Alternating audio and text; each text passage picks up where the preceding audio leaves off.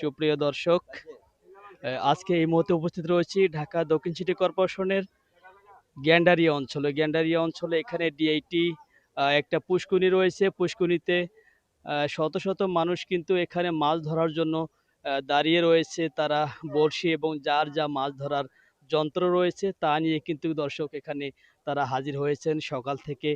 তারা ট্রাই করে যাচ্ছেন যে আসলে এখানে কোন কোন ধরনের মাছগুলো ধরা হয় এবং ধরা হয়েছে অলরেডি সেটা দেখানোর চেষ্টা করছে দর্শক।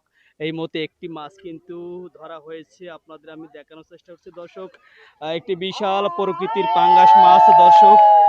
আপনাদেরকে জানিয়ে রাখি, প্রায় 1 থেকে 1.5 কেজি ওজনে একটি পাঙ্গাস মাছ ধরেছেন এক ভাই। দর্শক আরেকটু দেখানোর চেষ্টা করি আপনাদের।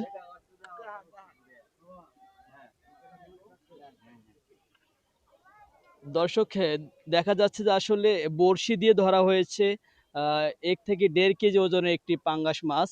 এবং ইতোমধ্যে কিন্তু এই অঞ্চলটিতে এক ধরনের কোলাহল তৈরি হয়েছে যে মাছ ধরার জন্য অনেকে অনেক দূর থেকে আগত হয়েছেন এখানে। দর্শক আপনাদের প্রতিদিন খবরের পক্ষ থেকে আমি যেমনটা দেখানোর চেষ্টা করছি, এই পুকুরটি ঘিরে চারপাশে ইতোমধ্যে কিন্তু শত শত মাছ যারা শিকার করেন তারা কিন্তু এখানে উপস্থিত রয়েছেন।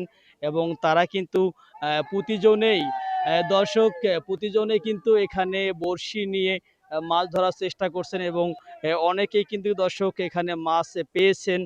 এবং অনেক দর্শক কিন্তু এখানে এই মাছ ধরার যে একটা কৌতূহল এটা দেখার জন্য কিন্তু এখানে এসেছেন দর্শক। আমি যদি আরেকটু আপনাদের দেখাই যে এখানে যে মাছগুলো ধরা হয় তার মধ্যে পাঙ্গাস মাছ বেশি দেখানো হচ্ছে দর্শক। আমি একটু আপনাদের দেখানোর চেষ্টা করছি দর্শক যে ইতিমধ্যে যে মাছগুলো ধরা হয়েছে দর্শক, আরেকটু দেখিয়ে রাখি। সুপ্রিয় দর্শক, এখানে কয়েকটি পাঙ্গাস মাছ ধরা হয়েছে। আসলে আমরা অনেকেই বাজার থেকে এটাকে জাতকরণ করে ক্রয় করে কিন্তু আমরা খেয়ে থাকি। সে মাছটা এখানে যেটাকে বলা হয় টাটকা মাছ দর্শক। এই মাছটা খেতেও কিন্তু অনেকটা সুস্বাদু হয়ে থাকে। অনেকে এটাকে বলে থাকে গরিবের ইলিশ মাছ।